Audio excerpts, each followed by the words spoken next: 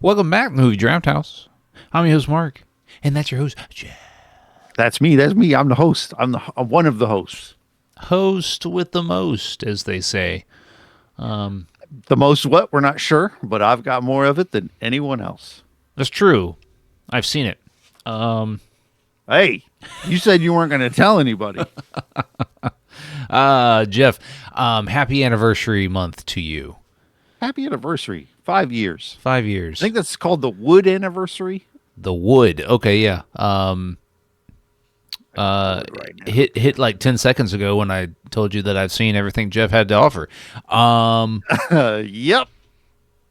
Anyways, Jeff, tell them what the theme is this month and what we'll watch this week.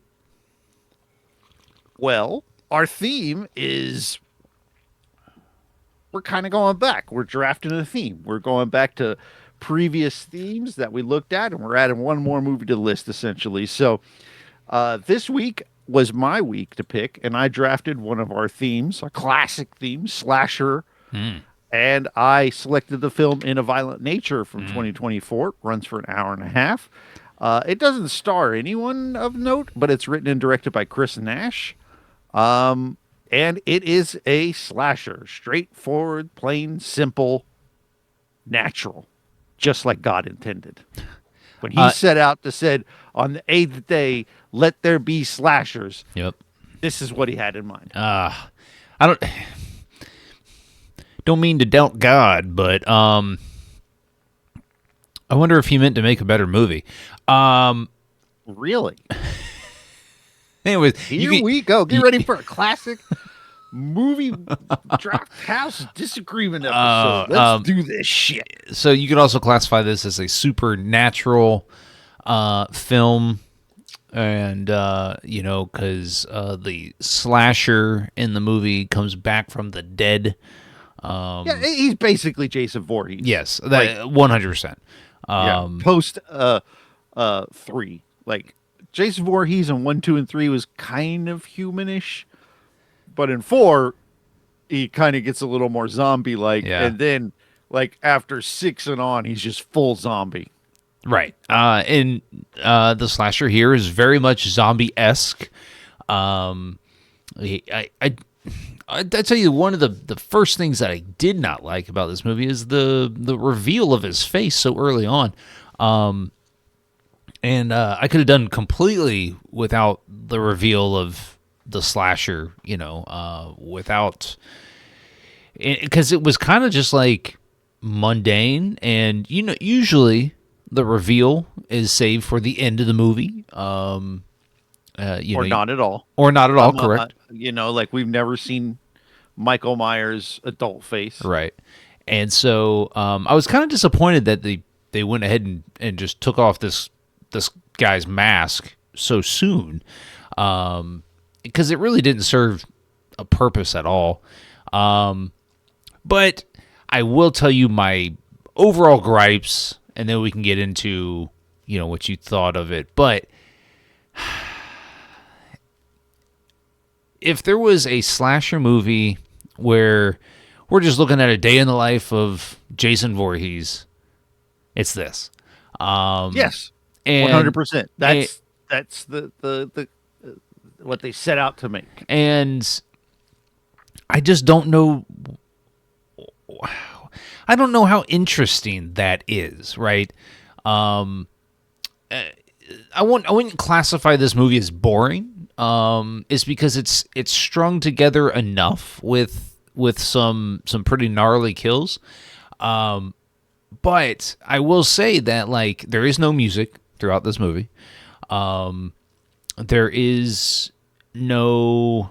I mean, the dialogue that is in the movie is from the supporting characters, the teenagers and the young adults that get murdered. And I just like... Dude just goes walking through the woods for half the movie.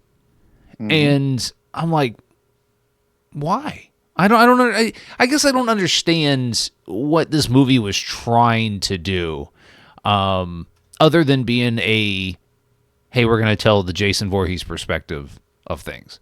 I think that's But they didn't really do that is because we got very little backstory. We got enough backstory to understand kind of who this person was. But like there's the motivation is the locket at the beginning of the movie, and it's the crux of the whole thing. I just, man, I really wanted to like this one because I thought because it's low budget, and you can tell it's low budget. Because the kills are pretty good.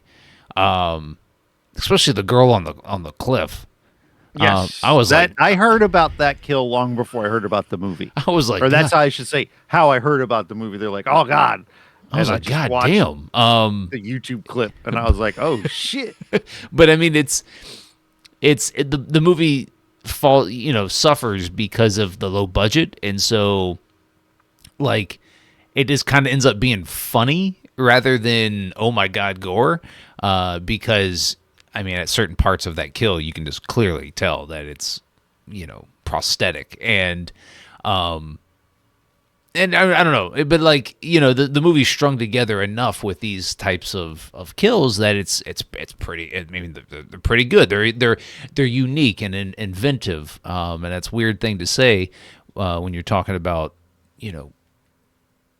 these types of movie or a movie in general. Is like, how can we kill somebody? And I just like, I guess the movie didn't have enough of that. Or enough of a story for me to really, really care about what was going on here. All of that is completely fair. But if you're in the mind state and you kind of know what the movie's going for going in, which I did, I over on Chronologically, my co-host there, Eric, had said, I think you'll enjoy this movie. And I'm like, okay, cool. He said it's basically Friday the 13th from Jason's perspective. And so I knew that was going to result in some downtime because Jason doesn't talk. He doesn't have people he interacts with beyond murder. So I kind of had that mind state. I'm like, that's what this is going to be. I also really, I don't know how to accept it or prepared myself or was ready to embrace. Embrace is the word I'm looking for. The long walks in the woods, because I am a person who really enjoys a good nature trail. I really enjoy the sound of the woods. I enjoy the sound of the leaves and sticks crunching beneath my feet. And so a lot of that I found to be quite comforting and cozy. Like if I had a supercut of this movie with just the scenes of him walking in the woods without all the bullshit humans blabbing about whatever, I would watch that to fall asleep. It's very cozy. And I'm not saying that as a criticism that is boring. It's just I like walking in the woods. Okay. So that downtime didn't bother me. And also, I mean, we're talking about a slasher. So I'm not super worried about an origin. You kind of get a little bit like you get that guy tells the story about Johnny, who we assume is our killer. And that story goes on and on. And actually was part of the movie. I was like, all right, can you just murder all of these people? And eventually he does. But I really also like too, like when they're telling that story, the camera swooping around and you catch glimpses of our killer in the background. But you can miss him. Like that's something I really like about like good horror movies is that they'll do things that you'll miss. And then you come back and you watch it and you're like, oh shit, I didn't even see that guy back there. I like stuff like that. Give me more of that. All of the people that get killed are relatively annoying. Yeah, they're not or likable at underdeveloped. all. So it's Yeah. And so I was here for all of that. I think the kills are really excellent. The ones we The see, movie, right? Because yeah. there's Well, 3 or 4 that are just off screen, and I'm like, why? because the movie was made for $600,000. Okay. I mean, you don't have to So make every kill some crazy elaborate thing. But I did. That was a criticism I had, is that like the first 2 kills in the movie happen off screen, and I'm like, yeah, well, we got to that's work weird. you up to it. Yeah. You know, let's ease in. You know, you don't want to blow your load right off top and give some badass kill scene, and then the rest of the movie you're like, oh, nothing topped that, which is kind of what happens midway through the movie, Right. because the best kill is midway through the movie. Yeah.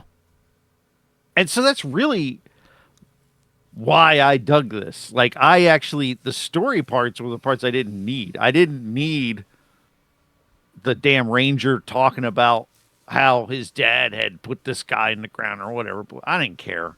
Like, I'm here to watch this guy stab college age students and fold them in half and pull them through themselves and dump them down the river. And the movie delivered on that, and it did it in a way that I've never seen before. And I didn't mind the face reveal when they did it, because I think in a lot of ways it's like the movie's not about the face reveal, so we'll do that now. And But that why way do you it won't at worry all about it. then? Right? If it's Well, not it's like, if there's no real point to it, why even do it? well, I think there is a point. I think that in that scene, he takes it off and he's playing with the car, and it's really to establish his childlike nature. And also that he's not like, that he is like fully zombie. Like, I think those I are mean, two things that get established in that scene. I got more sloth from the Goonies than I did anything else. Fair enough, but he is not what I would call normal. Right. And so I was fine with all of that, because nobody cared what Jason looked like when he took the mask off. He has taken it off in several movies, and you'd be like, oh, okay, he's a zombie. Great. But, yeah, so I was fine with really the light story. That's really all I needed, was enough to put him in a place and time. The goal was simple. Give me my fucking locket back. And I really kind of, at first when watching it, the ending, when the final girl gets out of the woods and they do that long car trip and discussion, at first I'm like, what is this? Like, I didn't like that what at is all. this? Well, yeah, because it just kind of goes on Yeah. and it doesn't result in any. But I did enjoy when they pull over and she's like, no, we got to keep going. We got to keep going. And she's like, no, I got to stop this bleeding. Her kind of staring off into the woods, and that shot lingers for like a full minute or more. And you, or me, I will say, I don't know what you did. You might have been eating pickles. I don't know. But me, I do love I'm pickle. staring at the screenshot looking for this dude. I'm enraptured with this shot of just some woods, because I'm like, there's no way they're showing me this and he's not out here. And it lingers. And I thought it was a very tense situation, because I'm expecting him to come up and murder both of them. But he doesn't. And then it kind of cuts away and he's got his locket back and he's at rest. Or we assume, because you don't actually see it. So all of those are the things that I like. And I acknowledge that, because the movie is so different, that your critiques are fair. And I could see someone coming into this being like, what the fuck? You know, me, I kind of knew what I was signing up for, and I got what I wanted, if not more. And so I was very pleased. Yeah. I guess, like, I don't necessarily understand making this movie, because it's like, the movie doesn't want you to be sympathetic to the slasher, like, you know, we've seen in some other films. But it also kind of doesn't establish any real rules for for this, for Johnny, right? The rules that are established are, hey, what is keeping him in the ground? And it's the locket, right? So I didn't really understand, why is he after the locket if it's going to keep him dead? And so the entire movie where he's after this locket, and he kills the guy at the beginning because he assumes that the locket the guy had was his, which I didn't really understand, because how did he know that guy had it in the first place? So I was like, whatever. That whole scene between the ranger and the sheriff, I was like, why does this exist? Is because, one, we don't see him kill that guy. The guy gets a bear trap on his leg, and then his death happens off screen. And maybe that scene was to establish the type of movie we were going to be watching, where the camera just follows Johnny around. But like, I didn't understand that scene, and it's at the beginning of the movie, and I'm like, this is an interesting, introduction to this guy. And then, as he goes around killing all of these young people, I'm just like, okay, yeah. Two of the deaths happen off screen, and I'm like, why? And you say, yeah, it's a budgetary issue. And I don't know for sure. Well, I mean, if it happened, I could see that becoming a talking point, on the finance side of this film, is because those prosthetics that were used in the very gruesome scene, probably cost a good chunk of money and all this. But I go back to, like, the first Terrifier movie, right? And I don't know how much that movie was made for, but it's probably around the same. And the Terrifier didn't look as good as this movie does, but it spent money in different ways. And Terrifier, you've seen the first one, right? I've seen enough. Okay. Those movies are, one, jump scare, two, just complete body horror, to where you're just like, oh my God. Okay. So In a Violent Nature, $600,000 budget. Terrifier 1, $3,500. Right. So, all right. So that's I mean, it's not a good comparison numbers wise, but it's a good comparison to how you can tell a story and how you can make an iconic character with just not even expression. I guess expressions. It's because Art the Clown doesn't talk in Terrifier, and neither does Johnny. So I just like, these movies are comparable to me, is because they both are told from the perspective of the bad guy. And Art the Clown is completely over the top. He's demented. He's a supernatural being, all this stuff, but he's funny and he's demented.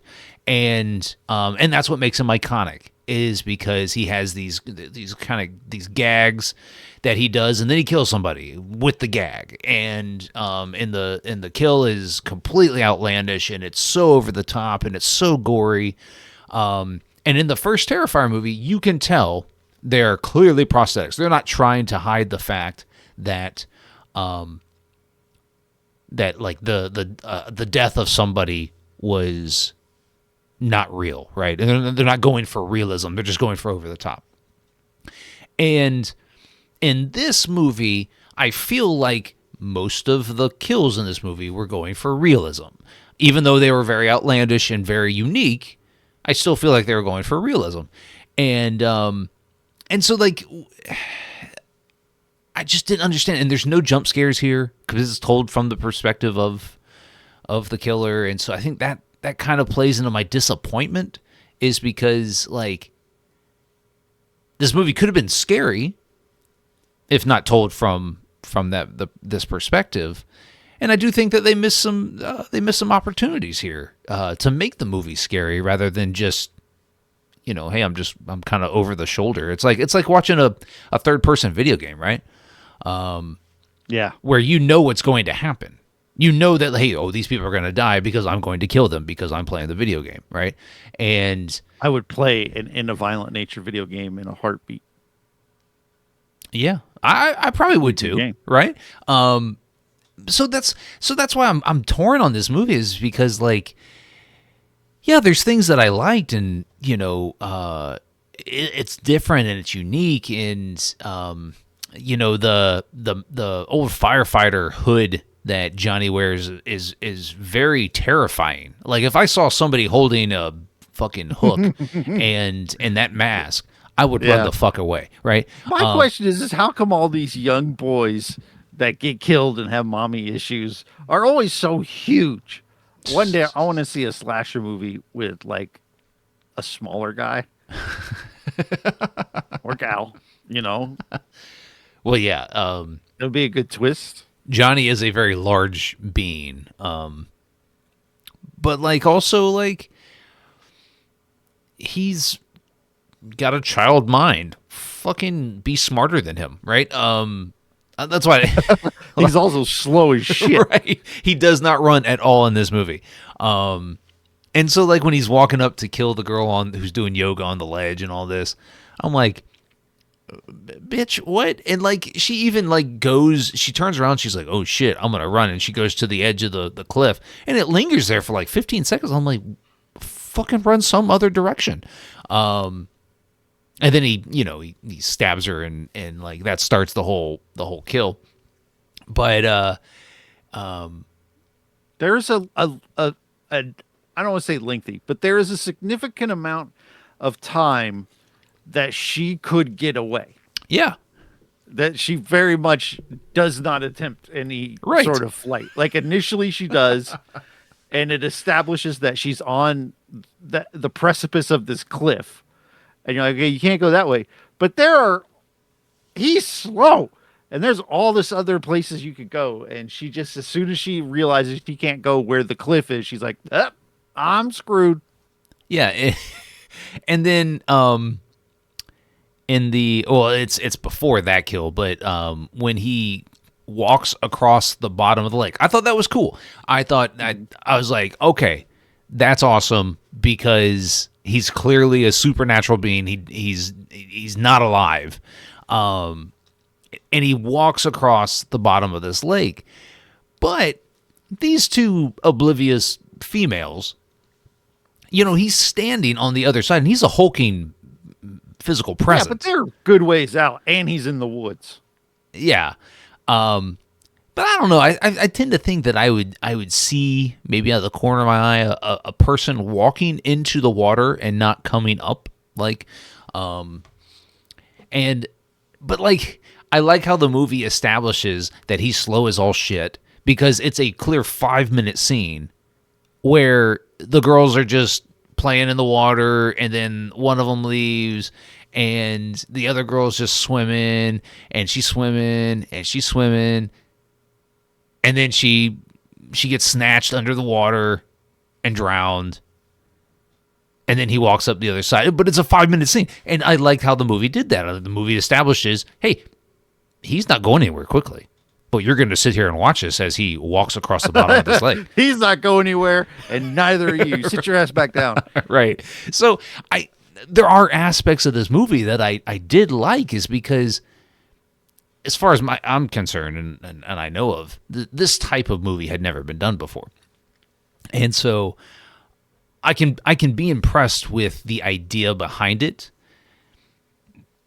I just think that the writing probably let the story down. I mean, it's a quick movie, but sometimes it doesn't feel quick, is because it does linger in times. I mean, several shots and several sequences are just him walking. I loved those. Like I know. I mean, and I get why you like them, but I'm saying, like, if it's an hour and 30-minute movie, a good 15 minutes is just this man walking. So it's like, maybe we could have told some more story if that's what we're gonna do. I mean, maybe the movie would have felt longer that way, but I mean, if we're gonna take the time to show Johnny just traversing from A to B, then maybe we give some more exposition along the way. I don't know. You know, I don't know. I don't want to call this movie a disappointment. It's because I don't know what I wasn't expecting anything going into it, but I was disappointed in the fact that some of the kills were just bleh. And you know, there's no sound. Like the sound is just him walking and crunching, and like you said, leaves rustling. But also, the story's not very good, and so it's like, okay, Fair. Like I said, that's all fair. And the things that I liked did not work for you, and that's totally fair. However, I'm very hopeful that there will be a sequel. This made money, not much money, but neither did the initial Terrifier. So, how much money did this movie make? it did pretty good though. I mean, on a budget of 600,000, it did 4.5 million. Well, that's really good. Making your money back, yeah. and then some. The original Terrifier did a little less. Like it made money, but obviously their budget was stupid. like, I mean, like was some people's annual salary, you know, like. So it made 339,000. So percentage wise, I think it made more money. It made a higher ratio of money. So there is going to be a 2 to this movie. It's going to be directed by a guy of the name Nate Wilson, but written by Chris Nash, which is interesting. And I would assume that it's going to have a higher budget, and so there will be better. The woods are going to look so much better. But again, this movie follows Johnny, according to the byline. It follows Johnny, and who heads to a summer camp where he crosses paths with a young outcast camper spending the night with his sister and friends. Sounds like the outcast camper's going to get a new buddy. They're going to go on a murder spree. You know, if as long as this sequel introduces new things to the horror slasher genre, it will always be a success. Is because as long as new things are being tried, I tend to think that your movie and your ideas are a success, is because it takes a lot of gumption and conviction to spend money to make the movie, the type of movie that you want, right? Regardless of if it makes money or not. And who knows if this sequel will make money. It doesn't have a release date as far as I can tell, but slashers tend to do really well at certain times, right? Well, because of the budget ratio, yeah, of the amount of people who enjoy slashers and the budget it takes to make them, they tend to do well. Like they tend to make their money back.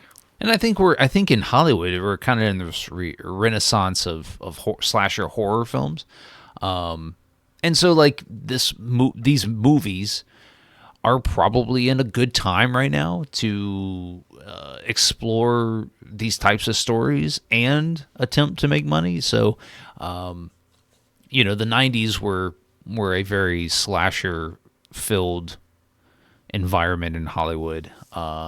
You know, going into the 2000s, and then we hit this lull of, you know, just we had the Scream and the Michael Myers movies, but that was it. But here, since the 2020 started, we've gotten a ton of slasher films, and by and large, most of them have been pretty good. The formula for slashers is pretty well set. And if you follow it, people who like slashers are going to be happy. We're not looking for a lot, other than unique ways to kill someone. Well, if you take deliver on that, I think you're in a good place. Like a movie that came out, I think 24 or maybe last year, Hard Eyes, right? Have you seen that? Yeah. Okay. It kind of it's much a unique film. It's a slasher, but it's it's in the form of a rom-com. And very funny. It is romantic at times by nature, but it is unique offering to the slasher genre. And so like when movies like that get made and exist, I think you will always have success is because as long as it sticks to whatever its formula is, the rom-com formula, Mm-hmm. regardless of who's in it, because the leads in that movie I did not know at all. But it made a ton of money, and it came out around Valentine's Day, and so I think February is a very slasher month because typically February and around the box office is a dead time, and so a unique opportunity for a studio to make a movie and then release it at that time because it does incorporate your slow period plus your Valentine's Day crowd. And so movies like that and a movie like this in a violent nature, even though this didn't make a ton of money, it still was successful in the regard of that it made money. And I hope that the sequel can take some ideas from this one and improve on them, but also, continue to introduce new ideas. Like from the tagline of this movie, maybe somebody teams up with Johnny, and like they become best friends. Well, what if it's a buddy cop movie, right? You want a buddy cop slasher? I'm kind of on board. So I mean, like that's the type of thing I'm talking about. Is that as long as it's a new idea and the movie is relatively well made, I think it would be a success. Even though I wasn't on board with this one, it's hard to say that this movie wasn't a success because of the premise and the amount of money that it did make. Well, I think we know where we're going to land on this. Do you recommend it? No, I'm not going to recommend this one. Even though I just kind of backhanded complimented the entire episode, but I just feel You like get a lot of practice on with me. I just feel like it missed too many of the I think the marks that the movie had set out to hit. For me anyway, so I'm not going to recommend it. What about you? I am going to recommend it. I had a blast. If you like slasher movies and you have, been watching them as long as I have, I think you're going to have a great time. Um, I, and if you really like going on walks Mm, in nature, yeah. I think it will probably appeal to you in that regard too. I liked the scenes of walking around, which is rare for me to say, because if it were any other genre, I'd probably be like, "Why the fuck are we watching this dude just walk?" But in this, I dug it. What I think they missed was Sir David Attenborough just Oh yes. Oh, voiceover while Johnny's walking around, just giving commentary dude, on the trees and the birds and everything. that would be so good. That would be so good. you know, you know, we should write a screenplay for a new type of slasher where it's a nature documentary, but it's actually just showing a serial killer. Essentially, it's in a violent nature with David Attenborough over the top. I think you've nailed it. I think all you really need is to release this thing on Blu-ray, Yeah, add a director commentary, but instead of the director, it's Sir David Attenborough.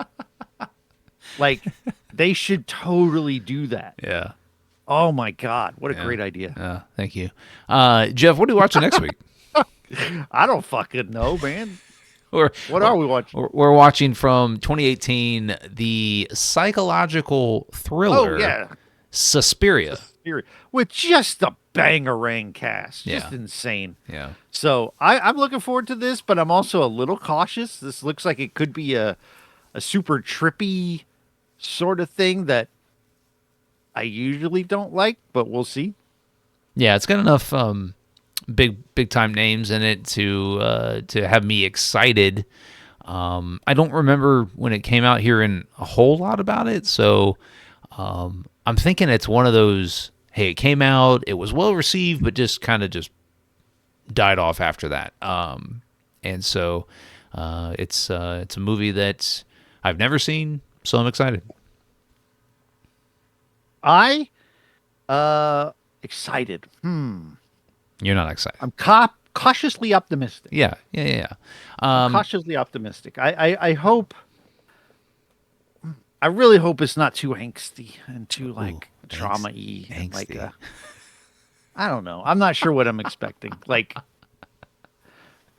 well, what is not too angsty is you hitting the subscribe button when it pops up. If you're watching here on the YouTube channel, and if you want to follow the podcast on all your favorite social media platforms, we're at Movie Draft House. You can find us on Twitter, TikTok, Instagram, right here on YouTube.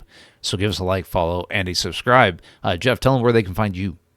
you can find me on the worldwide internet, but specifically chronologically.net, where my other podcast chronologically resides. In the real world, Eric and I have recorded our first episode for second episode now for the Star Trek season. So that's going to get ready to start, but we're on the downward slope this week. The final episode of the season comes out, or no, it'll already have been out. So yeah, by this point, we finished the Stephen King season and are about ready to jump into Star Trek. So great time to jump on it if you haven't already. And yeah, that's all I got. Yeah. So real quick. I know what we're talking about now. I've heard about this through the grapevine as opposed to from the person I podcast with, but go ahead. What happened? Are you talking about your podcast? Oh, no. I haven't. No. No, I actually. Well, I wasn't going to talk about it until it came out, but well, don't do it.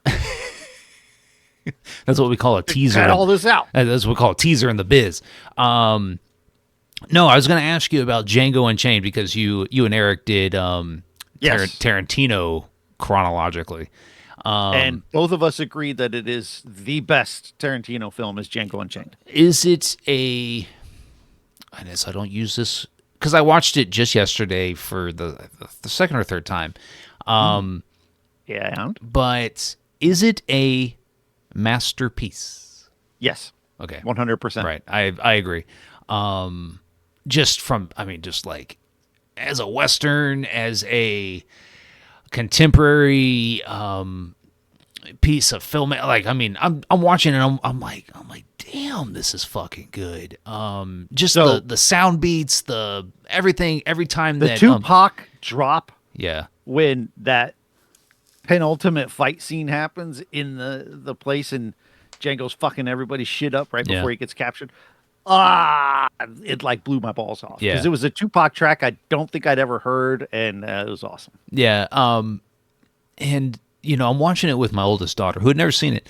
And she's like, holy shit, this is a really good movie. And I'm like, hell yeah, it's a really good movie. It's one of the best of all time. But like what completely blew me away is that I didn't catch on to it probably about 3/4 of the way through, is that every time Jamie Foxx comes on screen and it's just him, he's got this hero soundtrack behind him. And it's consistent through the entire movie. And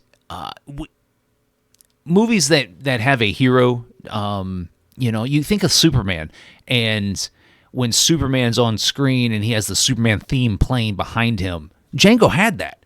Django had his Superman theme playing, and I was like, holy shit, man, this is, and like the whole movie is just cool. It's about Django being cool.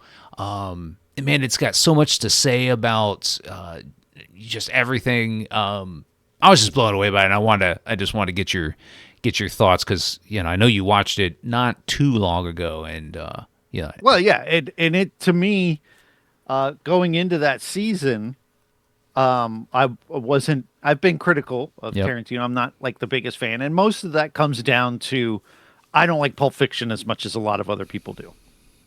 Yeah.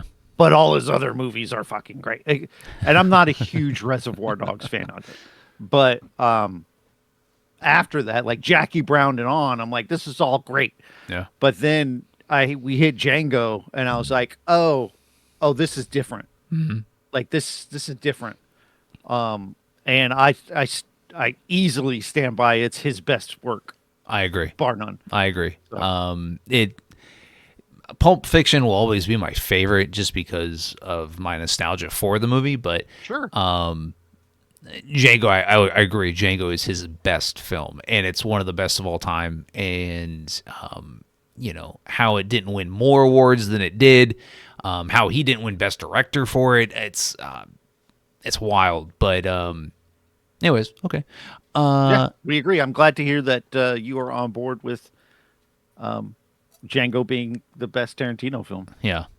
Jeff, any last words? Yippee-ki-yay, motherfucker.